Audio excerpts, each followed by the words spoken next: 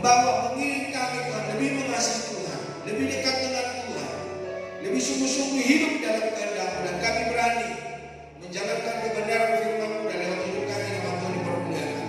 Pakai hamba-Mu dan urapi setiap umat-Mu Tuhan. Segala kuasa yang bukan dari Tuhan yang ingin mencuri kebenaran firman Allah, kami tolak, banggakan, kami hancurkan dalam nama Yesus. Biarlah kuasa Roh Kudus Tuhan bekerja atas hidup kami, dan kami dipulihkan, kami diberkati, dan kami diberkati oleh Tuhan. Dalam nama Yesus Kristus kami berdoa dan kami sambut kebenaran firman Tuhan. Yang diberkati Tuhan sama-sama berkata amin. Silakan duduk Bapak Ibu Saudara. Selamat sore. Shalom. Shalom. Shalom. Apa kabar? Haleluya. Hari ini kita akan belajar kebenaran firman Allah, yaitu mulai melangkah dengan iman. Jadi Bapak Ibu Saudara, kita gak cukup hanya sebagai orang percaya, kita gak cukup hanya sebagai orang yang beriman, tetapi kita sebagai orang-orang percaya harus berani melangkah. Kita harus maju, lebih naik tingkat. Ada sebuah pergerakan, ada sebuah progresnya, ada sebuah perjalanan hidup yang semakin hari semakin luar biasa, semakin hari semakin nyata, dan lewat hidup kita Kristus dinyatakan di dalam hidup kita masing-masing. Itulah sebabnya kita akan belajar dari sebuah tokoh, salah satu tokoh namanya Yosua, pasal yang ketiga ayat 1 sampai ayat 17. Yosua pasal 3 ayat 1 sampai 17. Kita baca bersama 2-3. Yosua bangun pagi-pagi, lalu dia dan semua orang Israel berangkat dari Sitim, dan sampailah mereka ke Sungai Yordan. Maka bermalamlah mereka di sana sebelum menyeberang. Setelah lewat 3 hari, pengatur pasukan menjalani seluruh perkemahan dan memberi perintah kepada bangsa itu, katanya, segera sesudah kamu melihat alur perjanjian Tuhan Allah yang diangkat para imam, yang memang suku Lewi, maka kamu harus juga berangkat dari tempatmu dan mengikutinya. Hanya antara kamu dan kampung itu harus ada jarak kira-kira 2000 hasta panjangnya. Janganlah mendekatinya, maksudnya supaya kamu mengetahui jalan yang harus kamu tempuh, sebab jalan itu belum pernah kamu lalui dahulu. Berkatalah Yosua kepada bangsa itu, kuduskanlah dirimu, sebab besok Tuhan akan melakukan perbuatan yang ajaib di antara kamu. Dan kepada para imam itu Yosua berkata demikian, angkatlah kamu perjanjian dan menyeberanglah di depan bangsa itu. Maka mereka mengangkat kamu perjanjian dan berjalan di depan bangsa itu. Dan Tuhan berfirman kepada Yosua, pada hari inilah aku mulai membesarkan namamu di mata seluruh orang Israel, supaya mereka tahu bahwa seperti dahulu aku menyertai Musa, demikianlah aku akan menyertai engkau. Maka kau perintahkanlah kepada para imam mengangkat kaum perjanjian itu. Demikian, setelah kamu sampai ke tepi air Sungai Yordan, haruslah kamu tetap berdiri di Sungai Yordan itu. Lalu berkatalah Yosua kepada orang Israel, datanglah dekat dan dengarkanlah firman Tuhan Allahmu.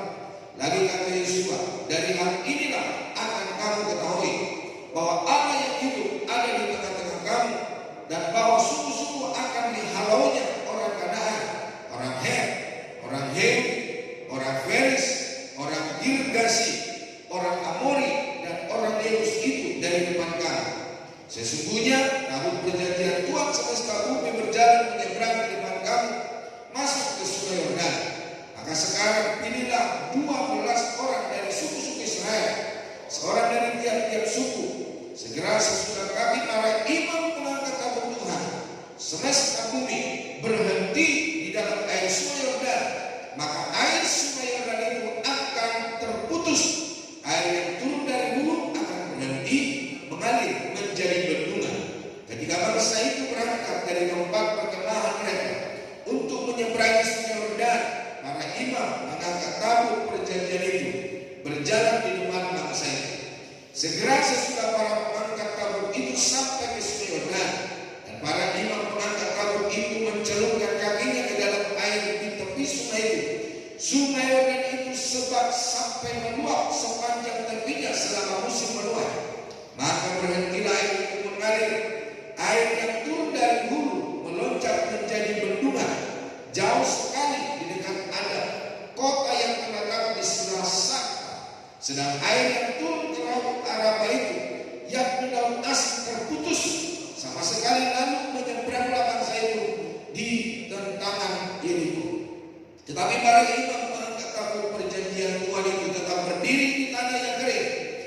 tengah-tengah sungai Yordan, sedang seluruh bangsa Israel menyeberang di tanah yang kering, sampai seluruh bangsa itu selesai menyeberangi sungai Yordan. Bapak Ibu Saudara, ada dua perkara yang saya lihat di dalam Alkitab, yaitu bangsa Israel membelah. Satu adalah membelah laut, yang kedua adalah memutus sungai Yordan, sehingga bangsa Israel itu bisa lewat di tanah yang kering.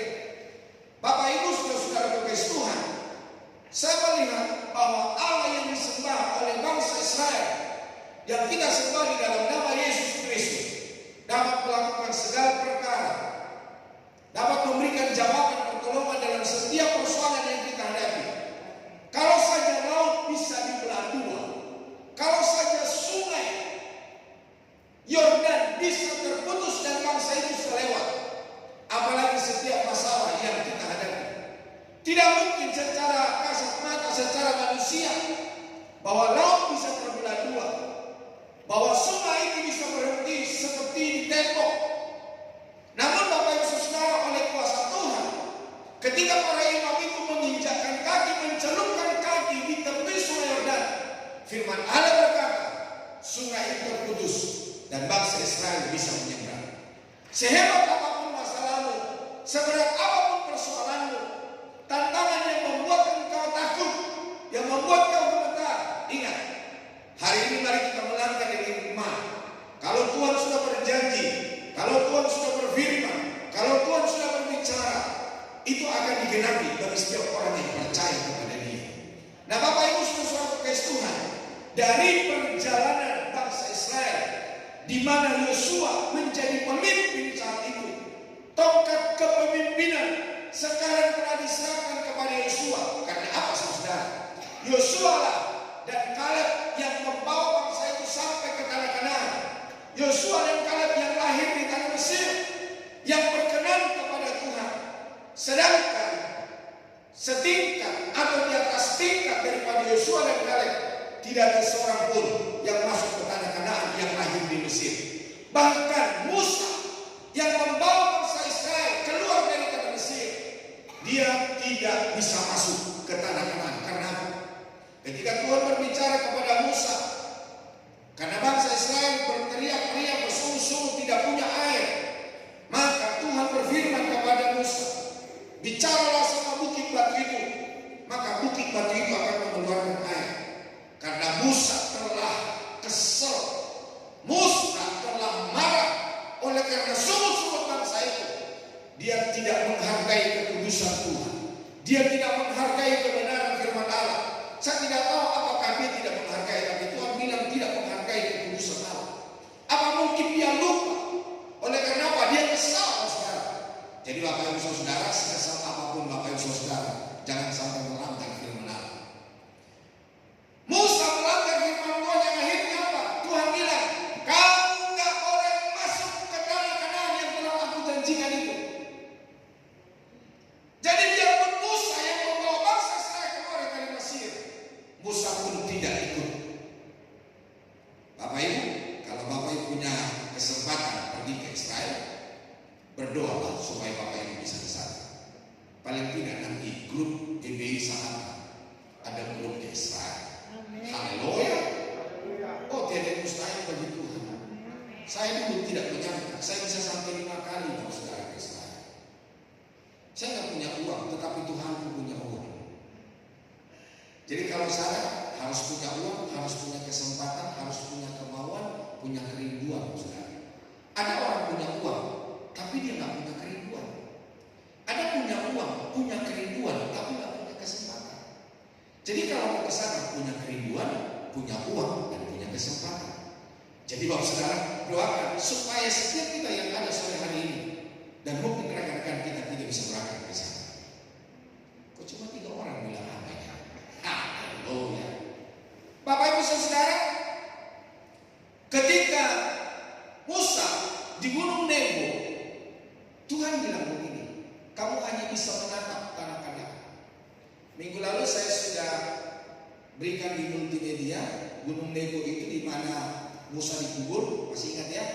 Di situ ada lambang ular yang ada di salib itu yang dipakai lambang dalam apotik rumah sakit. Nah itu Bapak Saudara, karena itu firman Allah berkata ada satu bala atau apa namanya ya, ada satu kutuk, ada satu kemarahan yang Tuhan perbuat atas bangsa Israel kalau mereka tidak taat akan kebenaran Allah. Apa? Ada banyak ular yang menggigit bangsa Israel dan banyak yang mati hari ini Bapak Saudara. Namun Tuhan, Musa berkata kepada Tuhan, "Semarang itu kalau Kau Tuhan, apa nanti kata orang kalau orang dengar bahwa bangsa Israel Kau bunuh di padang gunung ini?" Akhirnya Tuhan berkata begini, "Taruhlah sebuah ular dan di atas atau gantungkanlah dia di sebuah kayu, dan setiap orang yang menatap ular itu mereka tidak akan mati." Jadi Bapak Ibu Saudara, Musa hanya sampai di Gunung Nebo dan dia dikubur di sana. Dia hanya menatap. Jadi dari atas tanah Kanaan, Saudara. Sekali lagi saya mau berkata begini, kita jangan hanya menatap surga, atau kita jangan hanya mendengar cerita surga. Saya berikan satu contoh kan, seperti Bapak Ibu kalau mau pergi ke luar kota, kan di terminal atau di apa namanya, di pangkalan bus itu ada orang-orang tertentu berkata, Samarinda, Samarinda, Sangatta, Sangatta, Bontang, Bontang, Palangkaraya. Tapi mereka yang menawarkan Samarinda, Bontang, Sangatta, sampai nggak ke sana? Mereka hanya menawarkan Samarinda, Sangatta, Bontang, Banjarmasin. Mereka nggak sampai ke sana. Jangan-jangan ada nanti di antara kita seperti itu. Kita bilang surga, surga. Yang kita tawarin surga, masuk surga, kita enggak. Cowoknya dia begini kan, dia masuk surga. Bilang begini, kamu jangan hanya menawarkan surga, bilang, tapi kamu juga orang yang masuk surga. Jangan seperti Musa, dia getol. Supaya apa? Supaya bangsa Israel keluar dari Mesir. Ternyata dia tidak ikut menikmati tanah Kanaan, Bapak Saudara. Nah, dari teks, dari bacaan yang kita baca saat sore hari ini, kita akan belajar dan meneladani apa yang diperbuat atau apa yang dilakukan tindakan Yosua yang melangkah dalam iman. Bapak Ibu perlu ketahui, iman yang benar membawa orang percaya memiliki keberanian melangkah meskipun ada tantangan di depan. Orang-orang beriman bukan hanya beriman kepada Yesus, percaya kepada Yesus, tapi ketika menghadapi masalah persoalan, mulai letoy, lemas, takut, gemetar. Allah berkata kepada Yosua, bukankah aku telah mengatakannya, janganlah kecut dan tawar hati, karena aku ada bersamamu, aku menyertai engkau. Kuatkan dan teguhkan hatimu. Sebagai orang beriman, kita bukan hanya beriman, tapi kita punya keberanian, kita punya tindakan. Karena apa? Kita percaya bersama Yesus. Amin.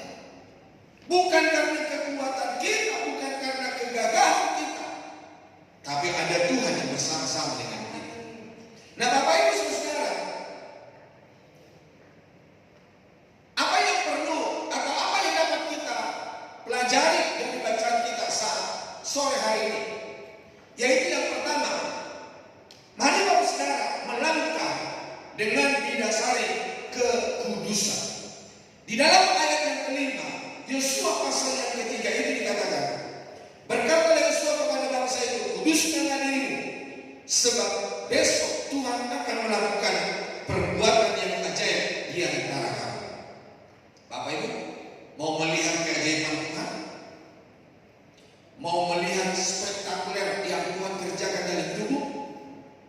Firman Tuhan berkata kepada Yosua, dan Yosua berkata kepada bangsa Israel dalam Yosua pasal yang ke-3 ayat 5, kuduskanlah dirimu, sebab besok Tuhan akan melakukan perbuatan yang ajaib di antara kamu. Seseorang yang mau melihat keajaiban Tuhan, seseorang yang mau melihat campur tangan Tuhan, perkara besar dalam hidupnya, orang itu harus memiliki kekudusan.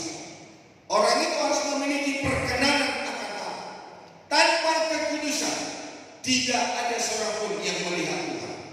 Tanpa perkenanan kepada Allah, tidak ada seseorang pun yang dapat merasakan kuasa penyertaan Tuhan.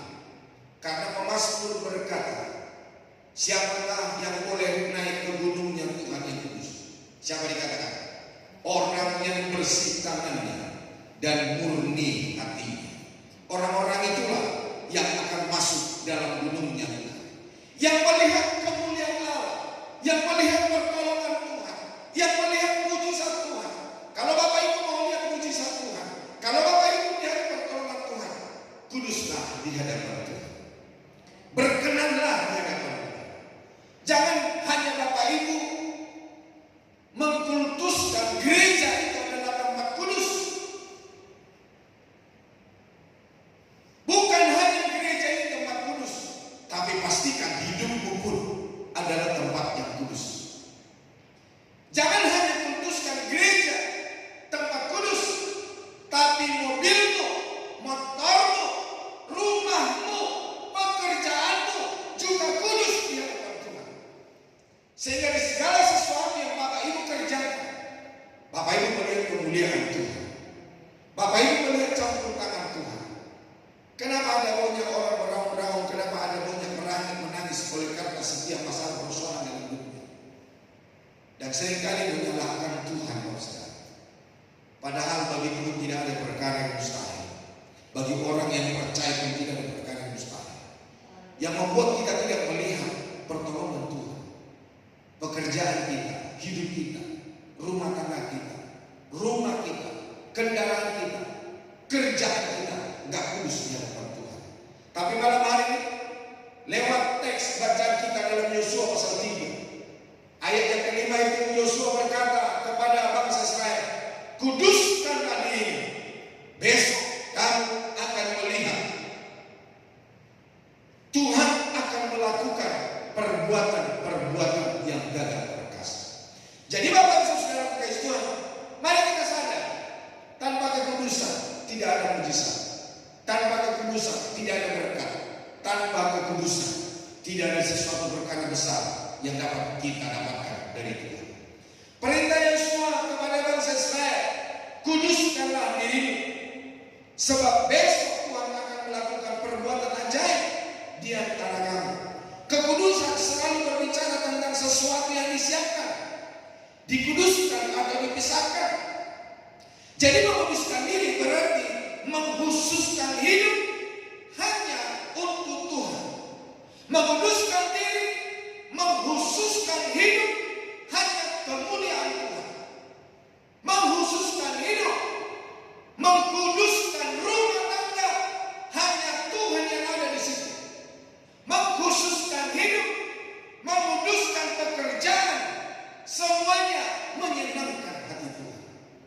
Apapun sebagai tugas dan tanggung jawab aktivitas Bapak Ibu Saudara, kalau mau Tuhan bekerja di sana, mari mulai hari ini jadikan itu menjadi tempat yang kudus. Tuhan ada di sana dan kita akan melihat kemuliaan Allah. Hidup sesuai dengan firman Tuhan adalah cara untuk menjaga kekudusan hidup. Orang-orang yang mengerti perintah Tuhan, orang-orang itulah yang dapat memastikan hidupnya kudus. Bapak Ibu, peraturan dunia, peraturan pemerintah, nasihat orang itu tidak akan dapat membuat kita menjadi orang yang kudus dan berkenan kepada Tuhan. Hanya ketika kita mengerti kebenaran firman Allah. Sekali lagi, saya berterima kasih kepada para wanita, para pria. Engkau memberikan waktumu untuk baca Alkitab. Percaya, setiap kali Bapak Ibu Saudara membaca Alkitab setiap hari, apa yang satu pasal, ada yang sampai 3 pasal. Sedikit demi sedikit, hidupmu yang tidak berkenan semakin hari semakin dikikis, semakin hari semakin serupa dan segambar dengan Kristus. Dan kau akan melihat kemuliaan Allah terjadi dalam hidup. Bapak Ibu Saudara kekasih Tuhan, tidak ada yang lain untuk kita dapat memperoleh kekudusan. Usaha kita tak bisa, hanya firman Allah yang ada di dalam hidup kita, yang mengingatkan kita.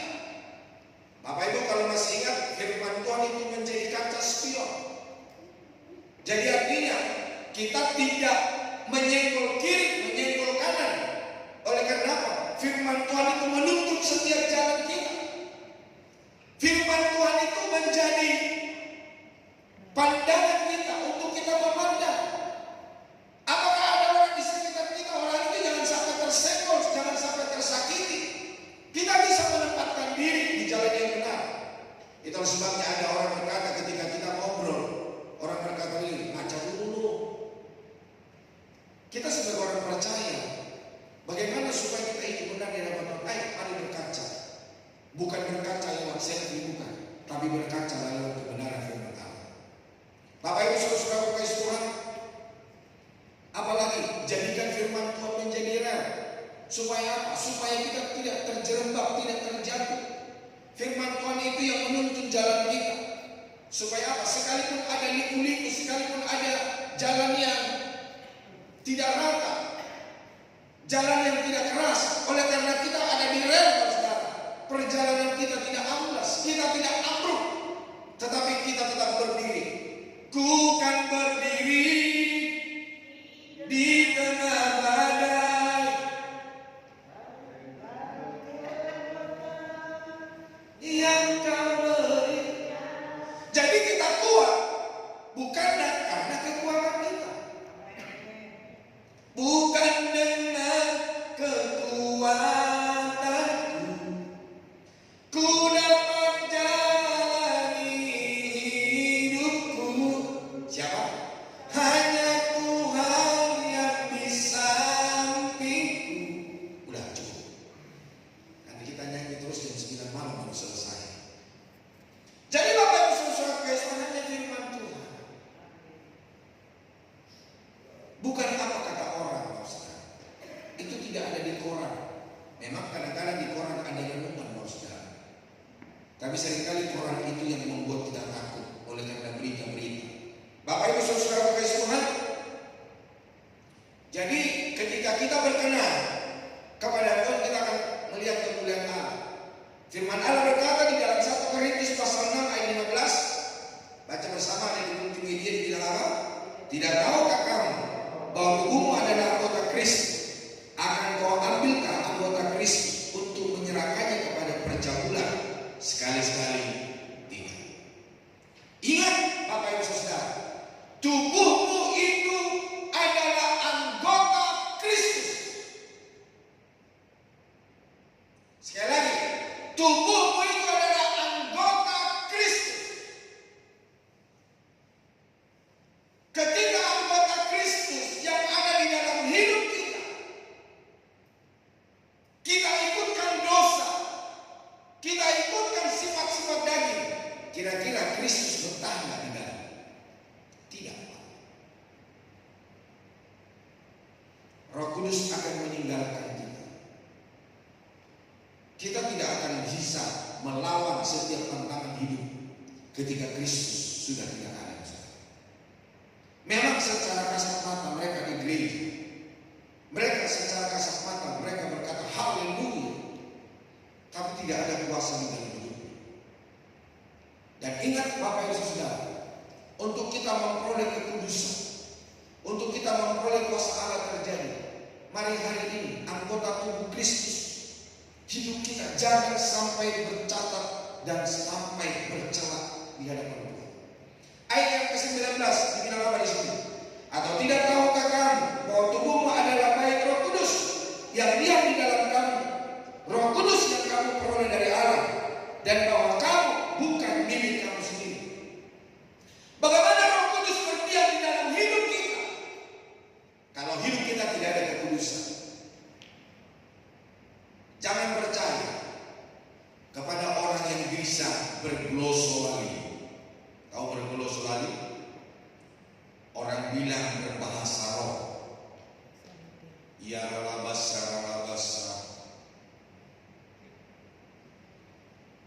Oh, saya pun percaya saya dipenuhi Roh Kudus.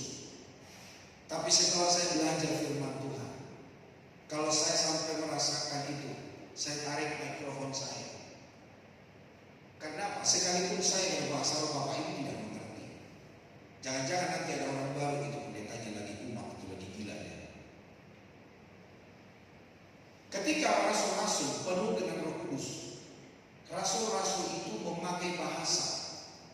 bahasa orang lain, sehingga Bapak Ibu nanti baca dalam Kisah Rasul dikatakan, loh, kok orang-orang itu bisa bahasa kita? Loh, orang-orang itu kok bisa bahasa Persia? Orang-orang itu kok bisa bahasa Spanyol? Seperti teman saya, dia orang Ambon, Pak. Waktu dia berdoa untuk orang Batak, dia pakai bahasa Batak halus. Sampai orang Batak itu bertanya begini, apakah Pak Pendeta pernah belajar bahasa Batak? Enggak, saya mengerti bahasa Batak. Yang saya mengerti kalau makan panggang dan makan daun pepaya. Tapi bahasa Batak yang saya tahu ini pengkoras, maulianti. Enggak lebih daripada itu. Oke lah, dia bisa ngomong bahasa Batak, tapi oleh karena Roh Kudus. Tapi Bapak Ibu tahu, dia orang Ambon. Ketika dia berdoa untuk orang Tionghoa, orang Cina, dia pakai bahasa Cina paling halus. Dan keluarga itu bertanya begini, apakah Kak Pendeta pernah belajar bahasa Tionghoa, bahasa Cina? Loh, kenapa? Bahasa yang Bapak pakai sesuai dengan umurnya Popo, nenek. Itu bahasa yang paling halus.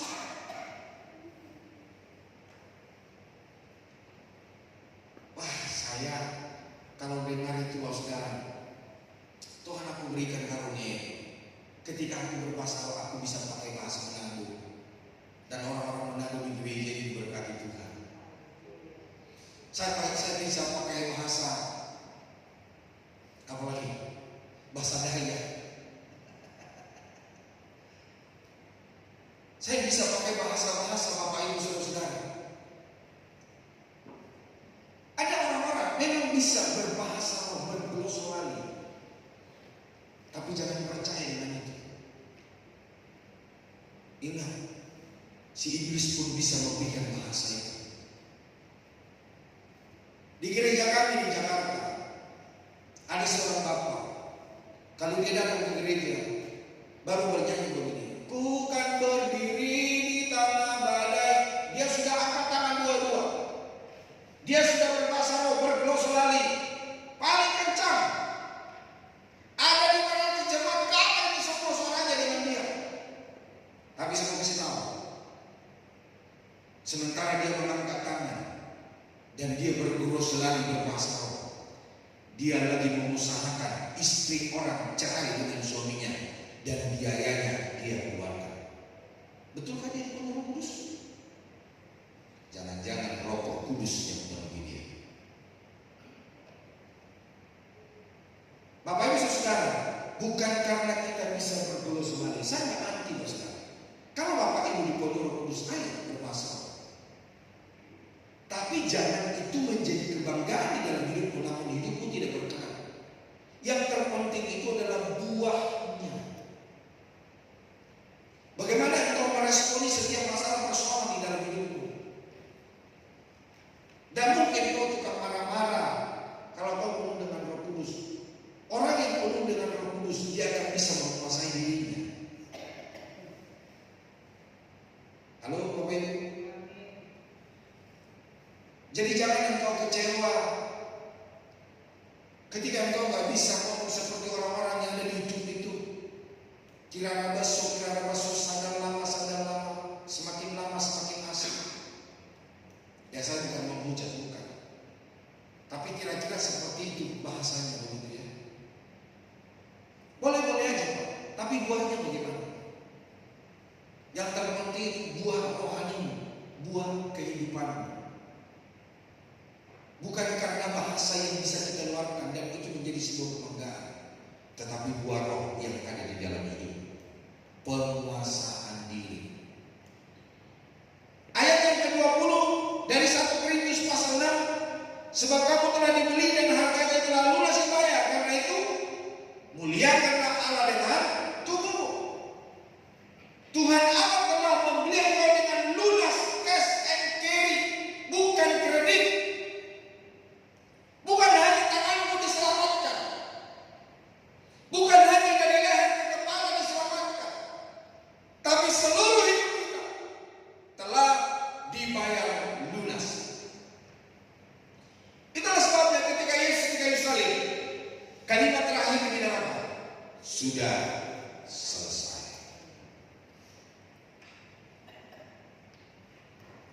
Dia sudah selesai mengerjakan keselamatan, pengampunan dosa, kemerdekaan di dalam hidupmu dan hidupmu.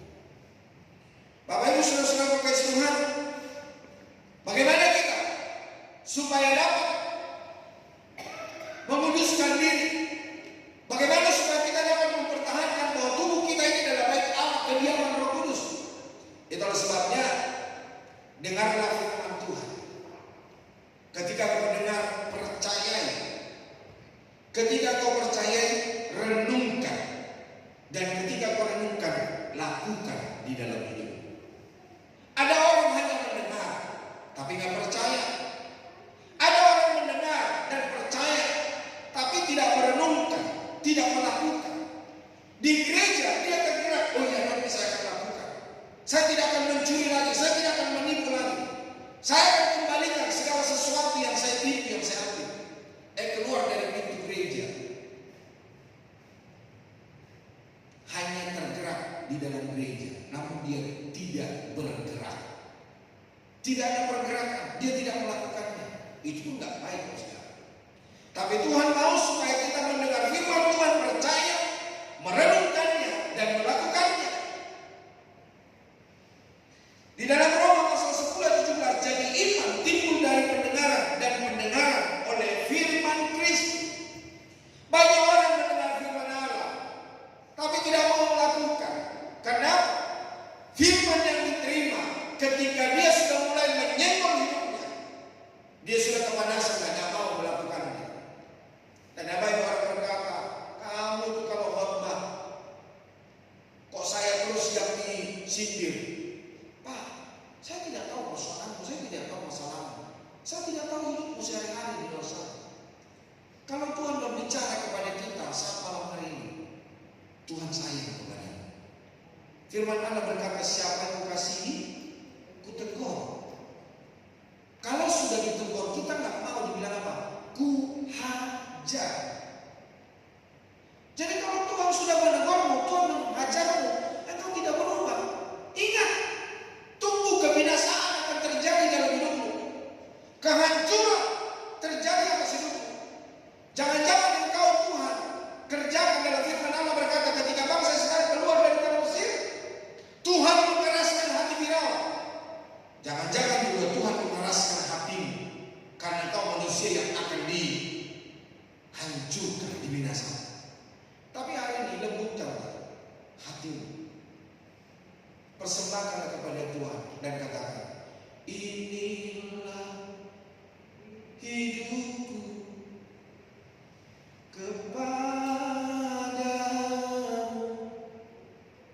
ku berikan hidupku dan jiwaku, semuanya bagimu. Ternyata kalau nyanyi di tengah-tengah ini. Yesus sendiri memperingatkan kita mengenai tanah yang baik, yaitu tentang mendambur. Apakah kita sebagai orang Kristen, kita ini Kristen tanah pinggir jalan, atau Kristen tanah berbatu-batu, atau Kristen tanah bersemak duri, atau kita Kristen tanah yang subur sehingga berbuah 100 kali lipat kali ganda. Ketika Bapak Ibu mendengar firman Allah, adakah itu bertumbuh dengan baik?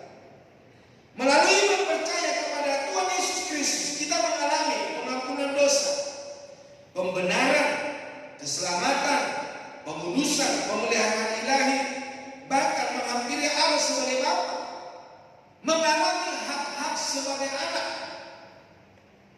Nah, ketika firman Tuhan ditaburkan, bagaimana tanah kehidupan ini? Apakah yang berbatu-batu? Coba lihat Injil Lukas pasal yang ke-8. Injil Lukas pasal 8 ayat 11 sampai ayat 15. Lukas pasal yang ke-8 ayat 11 sampai ayat yang ke-15.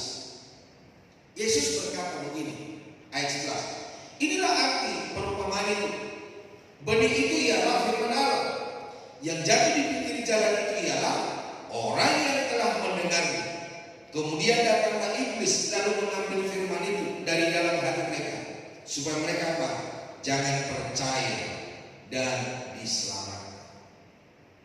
Hari ini Bapak Saudara, ketika engkau mendengarkan firman Tuhan, iblis pun bisa berbisik kepadamu. Jangan percaya sama pendeta itu. Kamu masih hidup dalam dunia. Mana mungkin? Ya, pekerjaanmu banyak orang yang melakukan dosa. Mana mungkin kamu hidup benar sendiri? Jangankan kepada saudara. Ketika Yesus pun berpuasa 40 hari 40 malam, iblis datang mencobai dia. Betul saudara? Jangankan Bapak Ibu Saudara, Adam dan Hawa di Taman Eden, iblis pun berbisik kepada Hawa.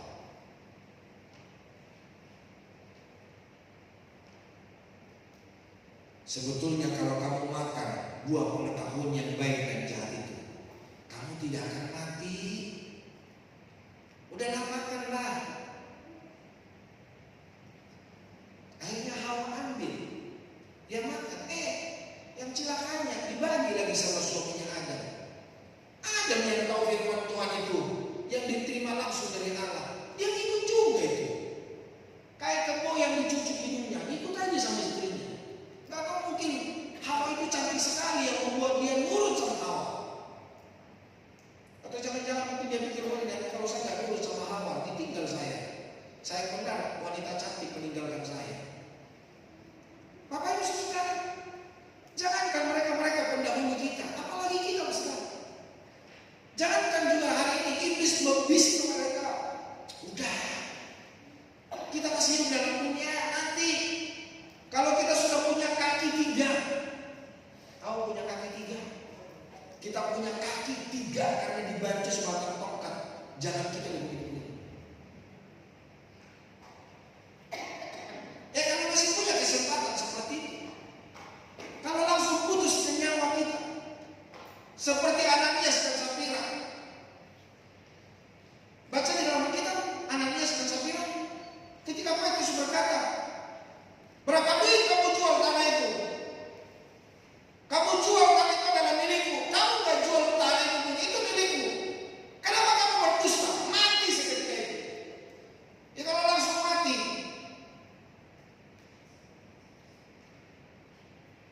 Kalau kita masih diberikan kesempatan hidup, ya kalau enggak, kita juga dapat bagian dalam sisa api neraka. Yang jatuh di tanah yang berbatu-batu, itu ialah orang yang setelah mendengar firman itu, menerimanya dengan gembira. Oh, bersuka cita, haleluya. Tapi apa yang terjadi? Tetapi mereka itu tidak berakal. Mereka percaya sebentar saja. Dan dalam masa pencobaan mereka muntah. Mereka tak percaya firman. Mereka tak percaya Yesus. Yang jatuh dalam semak duri ialah orang yang telah mendengar firman itu. Dan dalam pertumbuhan selanjutnya mereka terhimpit oleh kekhawatiran. Jadi oleh karena kekhawatiran, karena makan dan minum, karena pasangan hidup, karena tekanan dari kiri kanan, firman Tuhan itu terhimpit. Tapi bukan hanya itu saja. Ternyata kekayaan pun dapat menghimpit kebenaran firman Allah. Karena saudara, ada banyak orang yang kaya bilang, saya nggak lakukan firman aja, saya nggak hidup benar, saya kaya. Ada banyak orang seperti itu, Pak. Saya nggak hidup benar aja, saya kaya. Masih ingat beberapa waktu yang lalu yang main saham apa itu? Tuhan aja gak bisa mempermiskinkan saya. Tapi Tuhan kirim siapa?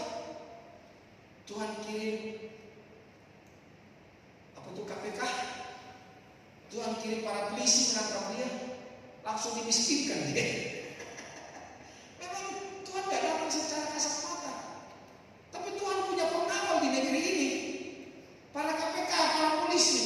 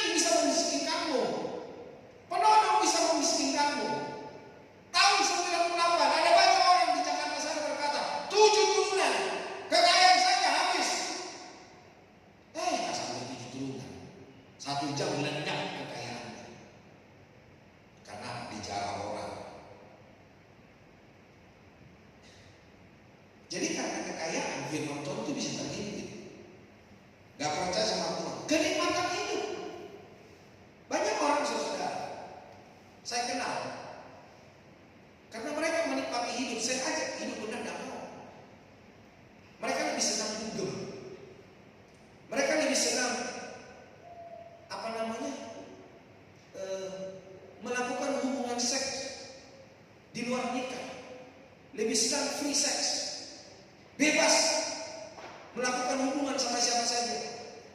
Ketika saya aja benar nakal, udahlah Pak Pendeta, saya menikmati hidup saya sekarang. Ya udahlah. Yeskiel berkata, dikatakan apa? Kalau aku berfirman, kau menyampaikannya kepada orang itu, dan orang itu tidak mau, orang itu akan mati dalam dosanya. Dan firman Allah berkata, kamu sudah bebas dari pertanggungan jawab kawan. Tapi kalau kita tidak mau menasehati dia dan orang itu mati dalam kesalahannya, Tuhan menuntut pertanggungan jawab nyawanya dari mana? Nah, saya pikir Tuhan sudah mau, ya udah, terserah dia. Dia lakukan itu baik untuk dia, nggak dilakukan dia juga baik untuk dia. Baiknya apa? Tuhan berperkara sama dia. Kalau pendeta kan nggak bisa marah sama dia, hanya paling tersinggung dia. Akhirnya saya pun dimusuhi. Jadi oleh karena kenikmatan hidup, firman Tuhan itu bisa terhimpit, tidak menghasilkan buah yang matang. Nah, yang jatuh di tanah yang baik ayat 15 itu ialah orang yang setelah mendengar firman menyimpannya dalam hati yang baik dan mengeluarkan buah dalam ketekunan. Jadi kalau Bapak Ibu malam hari ini datang beribadah, ini juga termasuk sebuah ketekunan. Apalagi Bapak Ibu beribadah sampai 2 kali, ini pun sebuah ketekunan. Ini sebuah perkenanan, pertumbuhan di dalam Kristus. Semakin hari semakin diasah. Pisau saya yang tumbuh, kita asah dari jam 10 malam sampai jam 3 pagi akan kajak. Bukankah begitu begini? Apalagi hidup kita yang tumbuh ini kalau diasah terus dengan kebenaran firman Allah, kita pasti kajak di hadapan Tuhan. Taat untuk melangkah, demikian juga halnya dengan iman. Jika iman itu tidak disertai dengan perbuatan, maka iman itu pada hakikatnya adalah mati. Yakobus 2 ayat 17. Para saksi-saksi iman di atas tidak hanya berhenti percaya saja, tetapi mereka juga melangkah sehingga iman itu menjadi sempurna. Abraham disebut sebagai sahabat Allah karena dia melangkah dalam iman. Demikian juga Rahab diselamatkan beserta keluarganya. Karena apa? Perbuatannya.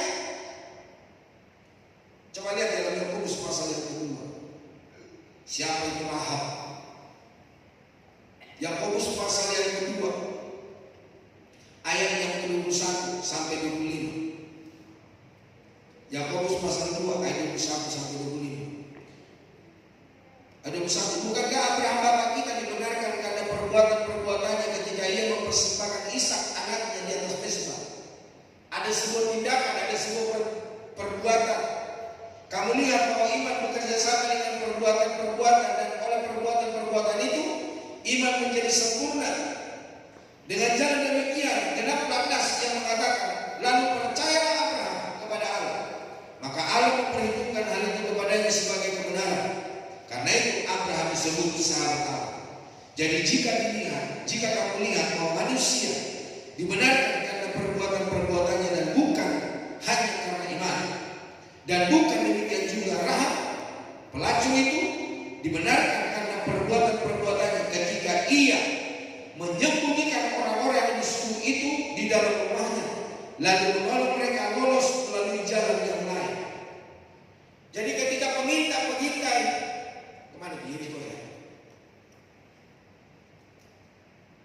Mereka singgah di rumah Rahab si pelacur itu, dan orang-orang mencari pengintai itu karena mereka tahu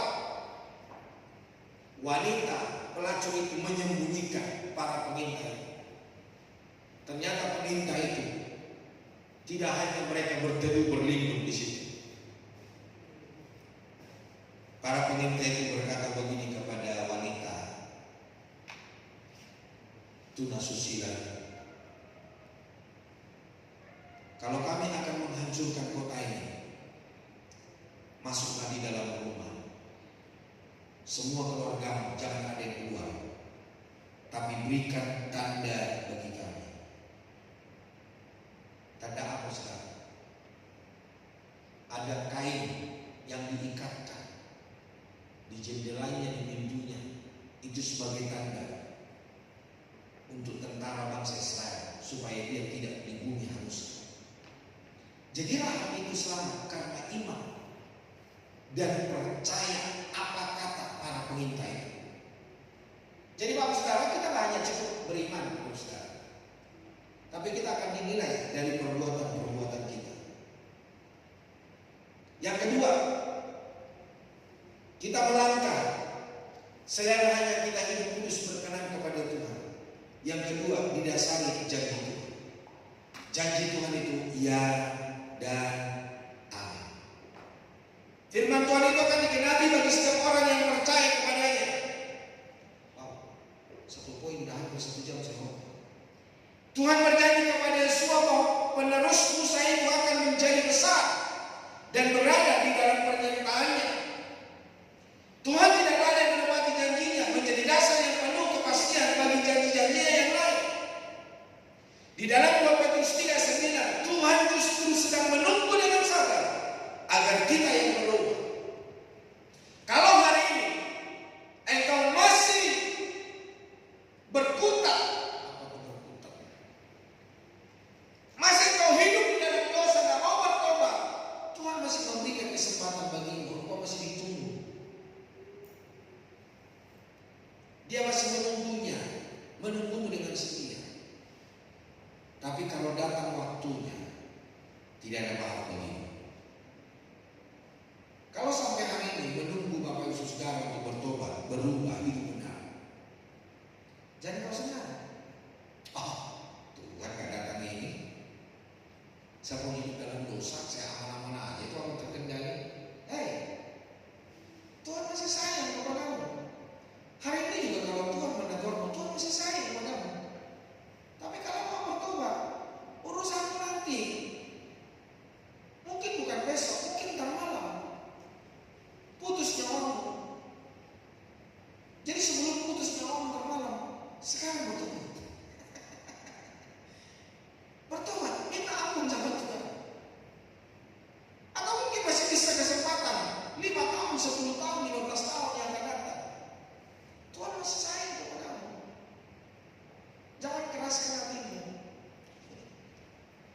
Jangan melangkah karena dasar-dasar lain yang ragu dan palsu, sekedar percaya diri. Saya pun ada oleh karena kekuatan saya. Saya tak mengandalkan Tuhan, saya bisa mengandalkan manusia.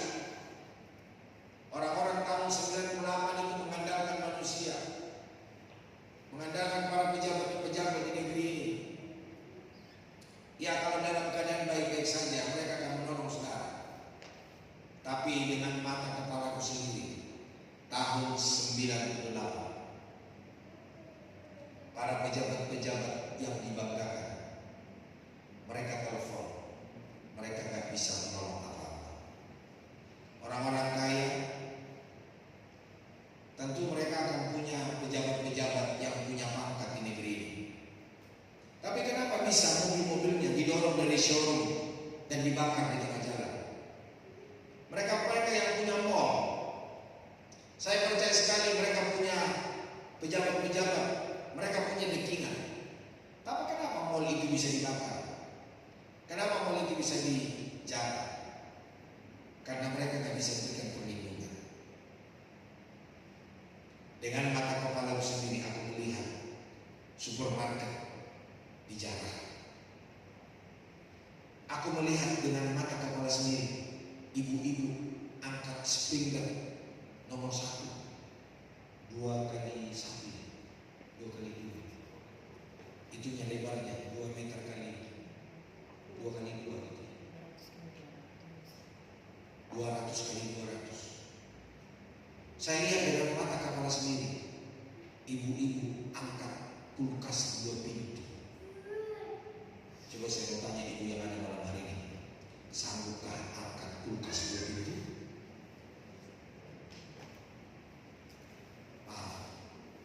Kalau dengan keadaan seperti ini, kita akan mencret, saudara. Tapi peristiwa tahun 96, saya pun terheran-heran.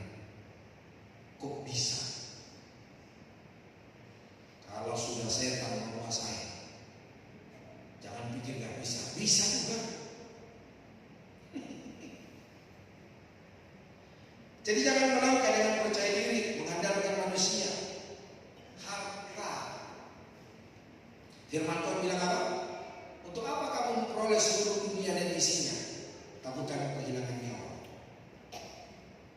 Firman Allah berkata, lebih baik kamu tangan kudung, tahu tangan kudung? Gak punya tangan satu, tapi masuk dalam kerajaan surga, daripada seluruh anggota tubuhmu itu komplit, tapi kamu masuk neraka. Jadi jangan mengandalkan harta, jangan mengandalkan kedudukan, jangan mengandalkan para pejabat di negeri ini, tapi andalkanlah Tuhan. Saya senang dengan orang Batak karena mereka suka andaliman, tapi bukan hanya andaliman bumbu masakan, yang artinya andalkan iman. Jadi saya pun suka sama Bapak Ibu Saudara karena mengandalkan iman. Setuju? Amin. Kok cuma 2 orang? Yang lain tidak beriman? Apa yang bilang aman? Seperti mendirikan rumah. Bapak Ibu tentu Bapak Ibu rumahnya pasti ada fondasinya kan? Bapak Ibu tidak mendirikan rumah hanya di atas pasir kan? Ya betul, di atas pasir, tapi ada semennya, ada batunya, ada pakan air supaya apa? Merekat, mengikat satu dengan yang lain. Ada paku buminya, ada tiang pancangnya. Tapi orang yang mendirikan imannya di atas pasir, mendirikan rumahnya di atas pasir, sama halnya kita mendirikan iman kita berlandaskan harta kekayaan, kekuatan, harta, mengandalkan orang lain. Di dalam Ibrani pasal 7 ayat 22, demikian pula Yesus adalah jaminan dari suatu perjanjian yang lebih kuat. Jadi Bapak Ibu Saudara, Yesus adalah jaminan kita. Firman Allah adalah jaminan kita. Ibrani 8 ayat 6, tetapi sekarang ia telah mendapat suatu pelayanan yang jauh lebih agung karena ia menjadi pengantara dari perjanjian yang lebih mulia yang didasarkan atas janji yang lebih tinggi. Jadi hari ini buatlah firman Allah, buatlah Tuhan Yesus menjadi dasar, menjadi fondasi di dalam hidup. Melangkahlah dengan kekudusan, melangkahlah oleh karena janji Tuhan, dan yang ketiga, melangkahlah dengan berani. Karena ada Tuhan bersama. Keberanian adalah hal yang penting yang akan mengantar kita berani melangkah. Sebaliknya, ketakutan tidak akan membawa kita kemanapun. Di dalam Yosua pasal 1 ayat 9, firman Allah berkata, bukankah telah kuberitakan kepadamu, kuatkan dan teguhkan hatimu, janganlah kecut dan taruh hati, sebab Tuhan Allahmu menyertai engkau kemanapun engkau pergi. Jadi Bapak Ibu Saudara, jangan kecut dan taruh hati menghadapi hidup ini. Percaya, ada Tuhan bersama ya. Yang terpenting yang pertama apa tadi? Kuduskanlah diri. Yang kedua, ada janji Tuhan, ada firman Allah yang menjadi pegangan kita. Dan yang ketiga, ayo berani. Kita berani karena benar, karena kita punya kebenaran. Kebenaran itu adalah firman Allah yang mendampingi kita, yang memberikan kekuatan bagi kita. Yosua 1 ayat 6 sampai 8, Yakobus 1 ayat 6 sampai 8. Hendaklah ia memintanya dalam iman dan sama sekali dalam bimbang. Sebab orang yang bimbang sama dengan gelombang laut yang diombang-ambingkan kian kemari oleh angin. Orang yang demikian janganlah mengira bahwa ia akan menerima sesuatu dari Tuhan. Sebab orang yang berdua hati tidak akan tenang dalam hidup. Bapak Ibu, kenapa kita harus melangkah? Karena firman Tuhan itu ya dan amin. Firman itu akan digenapi bagi setiap kita yang percaya kepadanya. Firman itu akan dinyatakan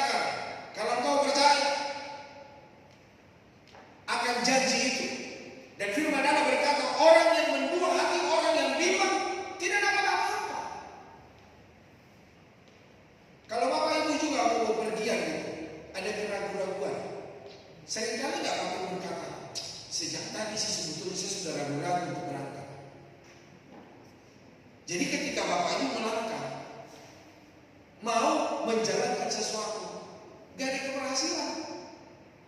Itu betul firman Allah. Kita kena ragu-ragu gak dapat apa-apa. Setiap kali itu sebetulnya udah ragu-ragu. Mau jalan enggak, jalan enggak. Itu firman Tuhan itu betul. Kita kayak gelombang laut, gak dapat apa-apa. Jadi kalau udah ragu-ragu udah gak bisa jalan. Tapi kita dari Tuhan itu betul enggak gitu ya. Lihatlah Yosua memimpin bangsa itu untuk menjadi pemberani dan melihat bahwa keberanian mereka mengantar mereka, melihat bahwa keberanian mereka mengantar mereka ke seberang. Ketika mereka berani akan kebenaran firman Allah, karena Tuhan berkata, udah celupkan kakimu di Sungai Yordan, perangkaplah, dicelupkan kakinya, keringlah sungai itu. Sungai Yordan itu seperti apa ya? Gak ada persamaannya dengan sungai di Indonesia. Kalau Bapak Ibu dibaptis di sana, ikannya itu banyak. Jadi kalau saya baptis orang itu, kaki saya itu digigit ikan. Saya minta kepada jemaat para pengurus, boleh gak aku berenang sebentar? Aku pengen menikmati Sungai Yordan. Jadi dengan pakai baptisan itu aku berenang sebentar, nggak lama-lama sih, cuma pengen tahu aja gitu. Tapi begitu dalamnya Sungai Yordan itu bisa kering maksudnya. Udahlah, hari ini bayangkan aja dulu. Nanti 1 tahun ke depan kita betul-betul menginjakkan kaki di sini. Amin. Imani maksudnya. Saya ini bisa 5 kali. Masa Bapak itu gak bisa setengah kali Bu? Pasti dari mustahil. Yakin ya, ketawaanmu besar berarti kau nanti akan jalan bersama.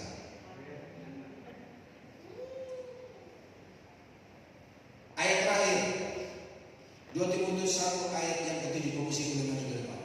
Kita baca bersama 2-3. Sebab Allah memberikan kepada kita bukan roh ketakutan, melainkan roh yang membangkitkan kekuatan, kasih dan ketertiban. Ketika kau percaya akan janji Tuhan dan kau melangkah dengan iman, dengan kekudusan, Tuhan akan memberikan keberanian. Jangan takut menghadapi apapun saudara. Jangan takut dengan persoalan hidup. Ketika kau benar, ada Tuhan menjadi pembela hidup. Oke lah. Sebetulnya saya mau bercerita, tetapi Bapak Ibu tahu tentang peristiwa itu. Itu membuat cukup pusing 7 keliling. Tapi kalau aku ada sebagaimana aku ada hari ini, itu karena kekuatan dan penghiburan dari Tuhan.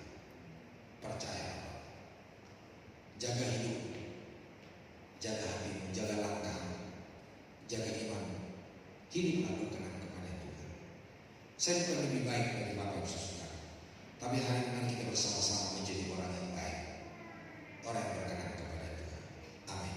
Tuhan memberkati. Saya undang petugas perjamuan, Bapak dan Ibu tunggu, dan nanti Pak Farid yang membagi-bagi bagi buat para pengurus. Engkaulah perisai